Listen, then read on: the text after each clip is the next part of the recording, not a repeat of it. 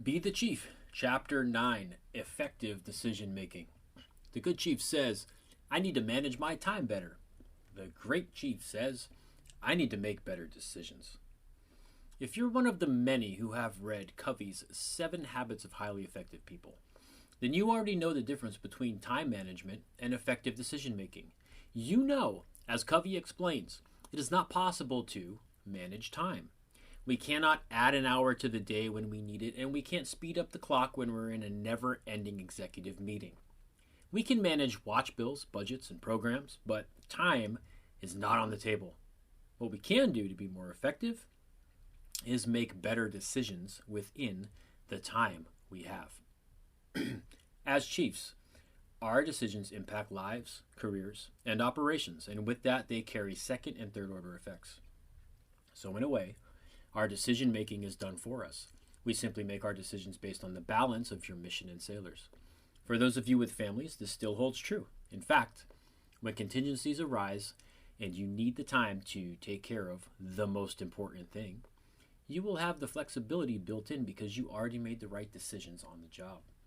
We make hundreds, if not thousands, of decisions per day, and it's the minor ones that can cause the most trouble. Look at email, for example. You are scrolling through your inbox after a 3-day weekend and you see a bunch of emails labeled action required and hot task. You also see an email from your best friend who is underway titled road trip ideas.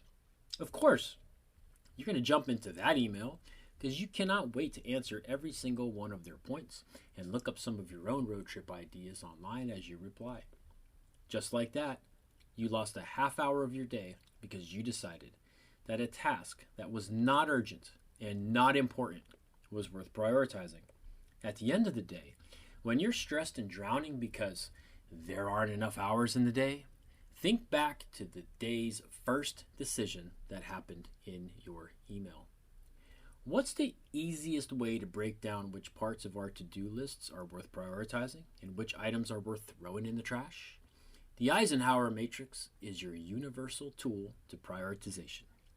The truth is, we all know when we are about to do some things, which things need to happen right away.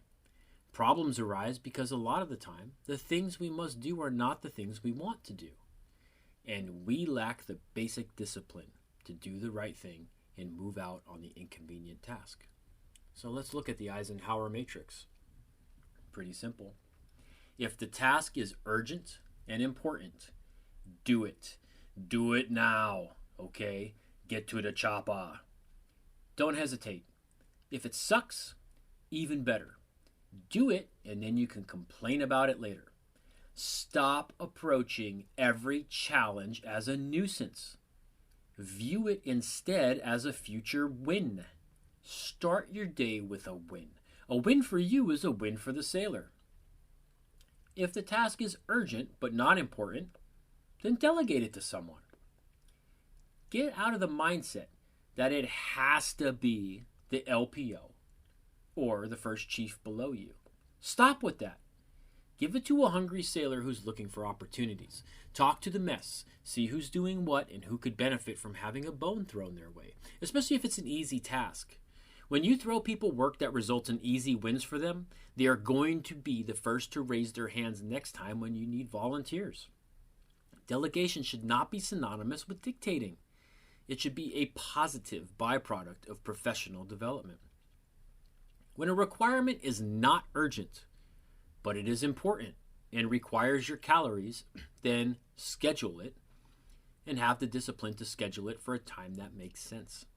Allow yourself enough cushion for contingencies. Actually take the time to add it to your Outlook calendar. If it's something outside your routine and happening tomorrow, send a note to your phone. I send a lot of notes to my phone, and I paste sticky notes to the dashboard of my truck. I call this setting up my future self for a win. It works. The fact is, being proactive is a form of decision making, and you see people doing this all the time. It's why people keep a small box of spare uniform items in their desk drawer, or a pack of cheap underwear in their locker, or a box of Cliff Bars on hand. A little prep work today goes a long way to get yourself out of a possible time crunch tomorrow. Personally, I'm not sure I ever use my emergency box of uniform items, but man, the officers do, and that really does help build rapport. Finally, if it isn't important and if it isn't urgent, delete it or disregard it. Make your decision, go with it. My email inbox is organized by rules and folders. Anything I am copied on automatically goes into a folder slugged for your situational awareness. And I know I can take my time getting to those because I'm not the primary recipient. Training items are going to go to the training folder. Anything chief related goes to the chief folder. Anything sent to me from Shithead goes into Shithead's folder, so on and so forth. I have roughly 20 folders. Anything sitting in my actual inbox is going to be some manner of important, so I can generally blaze through my requirements like hot sauce through a duck.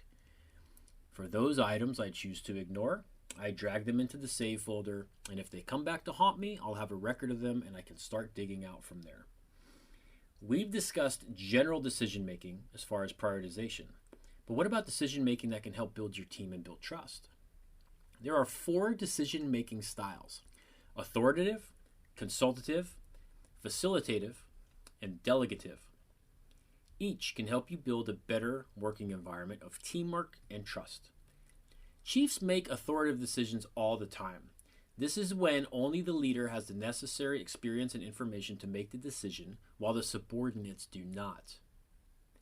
You know an authoritative decision has been made when it is prefaced by, "I have decided," or "Here's how we're going to do this."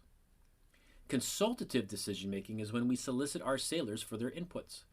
They know a decision is to be made, and they know the chief is either making the decision or pitching the decision up the chain, and their inputs into the process are valuable. We generally do this with things like watch bill updates or fresh ideas for command PT. Again, they know they're not actually making the decision, but they are being consulted as part of the process, and they have the chance to buy into the decision or influence it. The facilitative method is the most common and presents the greatest opportunity for empowerment. In this discussion, the whole team works together to hammer out a decision. Especially for decisions that don't have a lot of weight to them, the facilitative method should be used as much as possible. Chiefs also delegate decisions. In these cases, the sailors have the most current and relevant information or are more familiar with the issues being discussed. For example, maybe the new technology was recently installed or the first batch of sailors returned from an advanced new pilot program. In this scenario, they are making the decisions and the chief is advocating for their views. Personally, I solicit the chiefs as often as it makes sense when it is decision-making time, even if I already know the way forward. Once I present the challenge, the mess is immediately interested. Hey, if the outcome could be bad for the swarm, then it's going to be bad for each individual bee, right? The mess loves to get a taste of a problem from what they perceive to be a higher level. And they like knowing their opinions on it have value. And 100% of the time, we both leave those meetings as better leaders. They leave having gotten their ideas out, and sometimes providing alternative solutions I missed, and I leave with new ideas and perspectives. Perhaps most important, this type of exchange gives an aspiring room of leaders a crack at the next level of issues and builds confidence. CMC is going to use my idea. I can totally be a CMC someday. Come on, who doesn't want to feel about that? The same goes for when you ask your LPO to help you with issues as a chief.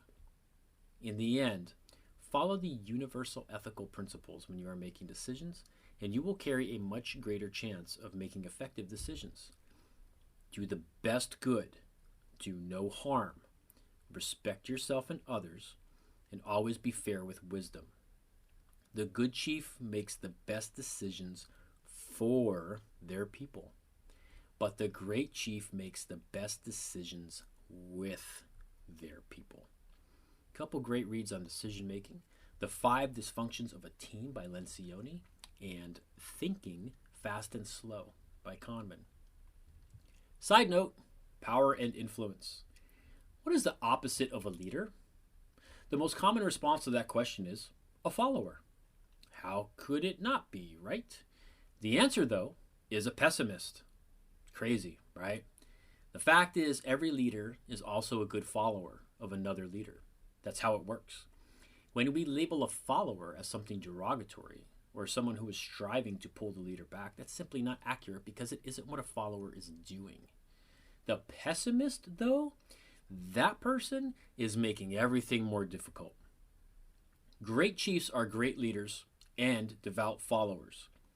And one can only lead if the followers allow the leader's power to be exerted.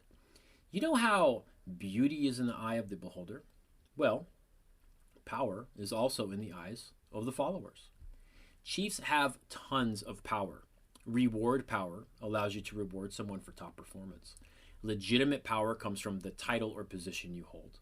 Coercive power is your ability to withhold things or provide unwanted things. Referent power is emotionally based and built on personal approval. And expert power is, well, you having the answers. Of all these powers, which again can only be earned, referent power is the most valuable the chief has to lead and influence. Referent power is what makes a sailor feel valued, accepted, and important. It's your image, charisma, and your ism. Use these, build these. Listen to your people.